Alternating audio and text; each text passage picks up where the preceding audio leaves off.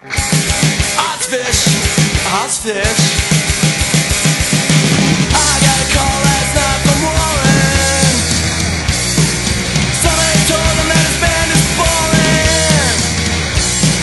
Well, Warren was crying, he felt so bad. 'Cause the punks don't like. This is a very short chapter, chapter number 9 in book 1. So here we are. Mr. Famous walks into your suburban garage. You are setting up for a band rehearsal, jerry-rigging monitors and turning a few crappy stereo components into an unstable, distorted PA. You're the only one who knows at least a little about how sound works, but as you look around at the abundance of duct-taped electrical cords and power amps dug out of damp, murky crawl spaces, doubt lingers. Disaster could be just a few chance moments away. It is possible that a speaker can crack, or an amp can spontaneously combust, or an electrical cord may spark at any moment, igniting the gas fumes circulating through the garage, destroying everything in a big ball of flame. Emmett won't make it here before the show. His car broke down in Nebraska. Who is Emmett? You say, standing there with a rusty 3-pronged crown in hand. Where have you been? Says Mr. Famous with a bit of rhetoric and a grin. The replacement bass player for Swindle Parlor, you big dummy. Wow, is he okay? I never met the guy, but on the phone he sounded as calm as the fucking Dalai Lama. What do they want to do, cancel? I don't know. He places a cigarette in his mouth, pulls out his lighter, cups it in his hand, breathes in and ignites. The gas fumes must not be too bad. You're both still there. Mr. Famous tends to be more concerned about safety than you. Maybe the fumes are only in your head. Right now, they're talking about going on with just the two of them. One guitar and one drum. Bands have been known to do this. The only one that has truly gotten away with it was Soul Food's first band called Whiz Food Delight. That's actually Ozfish Experience, of course. Soul Food played rhythm and lead guitar, and his best friend from childhood, a lanky heavy metal dude with long, dirty blonde hair named The Wizard, played drums and percussion. The drum set was given to him when he was 5 years old. Or he garbage picked it. You can't remember. He had a stuffed cat tied to the bass drum. Their performances were messy as hell, thrashy, chaotic bursts of madness. Soul Food never played a song twice in the same place. He may not have ever played the same song twice at all. That was part of the charm. If Soul Food didn't have to stay in tune with anybody else, why should he bother keeping track of the key or chord progression? Every song at every show was a brilliant mess. They could clear a room in less than 3 minutes. You, Mr. Famous, and a few other punks were their biggest fans. It was horrible and enormously entertaining. They had to have had a finely tuned sense of humor to attempt such a thing, and the people who remained had to approach the concerts with a similar sense of humor. If a fan stopped for a moment and decided to contemplate it seriously, the sound would begin to hurt. All heads would explode. There are many people in town excited about seeing Swindle Parlor. A 3-day tour is scheduled for Swindle Parlor and your band. You want the shows to go well. It feels like personal failure if a situation doesn't meet certain expectations. Why don't we play bass for them, you suggest? Just split the songs between the two of us. I'm sure we could learn that by tomorrow night. Hey! I bet you know a few already. Hey! You wonder what Franklin means by the repeat of the exclamatory hey. And then it occurs to you that Mr. Famous has not even moved his lips. You ask him, who said hey? Who said what? You look behind you. No one else is there. Hey! There it is again. You look at Mr. Famous. He doesn't hear what you hear. Now he is staring through you, his pupils frozen in place. Hey! The sound is coming from below. You look down, and there I am, in a puddle of oil, reflected back up at you. What do you think you are doing? The sound of my voice causes the edges of the puddle to fluctuate, like the ocean against the shore. You stand there for a moment, looking down by your feet. When you look up, Mr. Famous is suspended in time, the smoke from a cigarette continuing to spiral upward. You crouch down and stare into the black puddle, touching the surface with 2 fingers. The mini waves and ripples bring parts of my face closer as other parts recede. This isn't happening to you. It's not even a paraphrase. When I speak from within the puddle, a darker, blacker oil drips from the corners of my mouth. Well, okay, perhaps. The P in perhaps sends a splatter of oil up into your face. I stop for a moment in mid-sentence, looking at the oil dripping down your eyebrows and into your eye. I grin a little and then continue. Perhaps you are in the garage, and it may be true that this is where a similar conversation took place, but come on!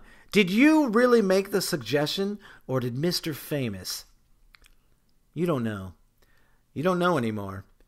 You drop the 3-pronged crown and wipe the oil away from your eye. It's possible that it wasn't your suggestion.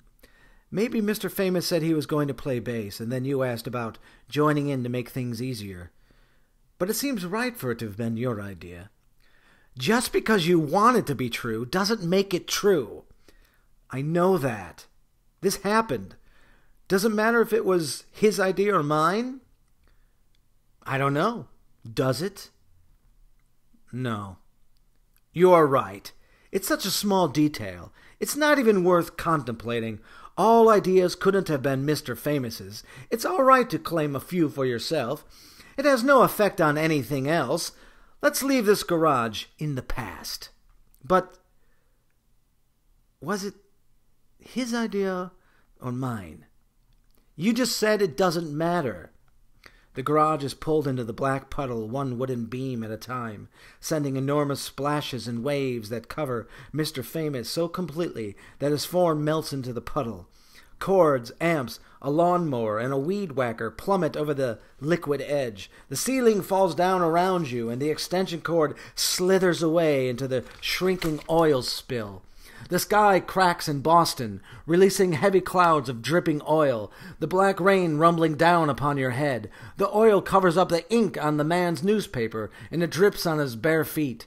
Inside the gas station in Mount Prospect, you are out of soda pop. The soda dispenser showers carbonated oil down into the cup.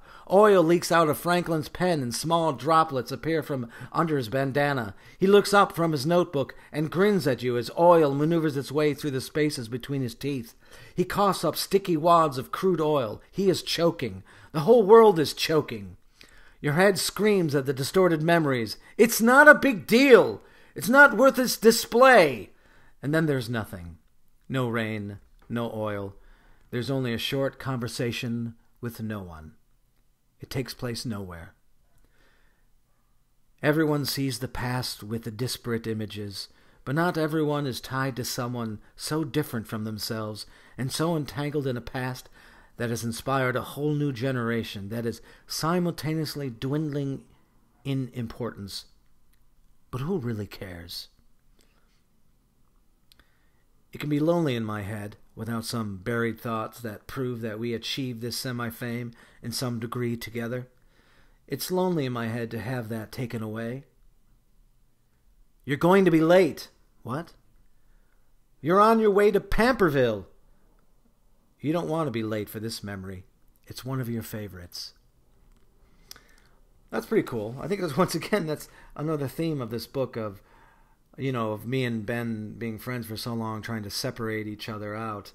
And it may have even been some of the causes of his freaking out and the breakup between the two of us, of him trying to distinguish between what Weasel was. Was it me and him? Was it just him? It wasn't just me. I know that for a fact. But that's cool. This is This is why I didn't want it to be a tour diary and have it be more of a novel, because I wanted to allow for very surreal stuff like this to happen. And I just wanted to get a novel out of the way. So there it is. That was Chapter 9 in Book 1. Thank you. So, my only addendum here isn't even really a correction. Oh, it might be a correction in the long run. But when I did that interview with Crimpshrine from Aaron, he reminded me that not only did me and Ben fill in on bass for Crimpshrine, but that he actually played drums for us because Steve Cheese was stuck in Wisconsin and he couldn't do the shows. So Warren Fish must have been there too on bass. So it must have been Warren Fish, me, Ben, and Aaron on drums. I think this is the next chapter, so it might be talked about there, but I think it's correct that I got it wrong in the book. I forgot that Aaron had played with us. And that might be where Ben and Aaron worked out Going Home, which was originally a Crimpshrine song, but only done on a demo. And then Ben and Aaron worked it out for Screeching Weasel, which is one of my favorite Weasel songs to date. Also, I wanted to say that I like having these scrolling Star Wars things at the end of these pieces where I allow a song to play on. So if anybody has questions or topics they want me to talk about in that last section where I can tell little short stories in the Star Wars sort of credits way, that would be greatly appreciated, because I like playing songs at the end of these YouTube things, but in actuality there's no reason for you to just sit there and listen to it with no visual, so I thought it would be good to start telling like extra stories at the end. So please leave those in the comments below, and thank you very much. Man, the people who don't like Ozfish, fuck them!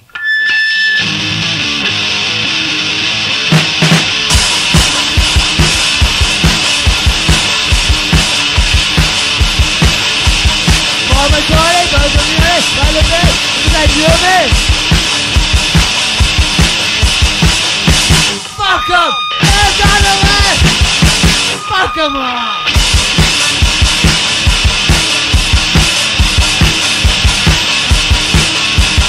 I'm gonna break, I'm gonna go away, let it shake, 30 Fuck 'em! Hands on the left! Fuck 'em all!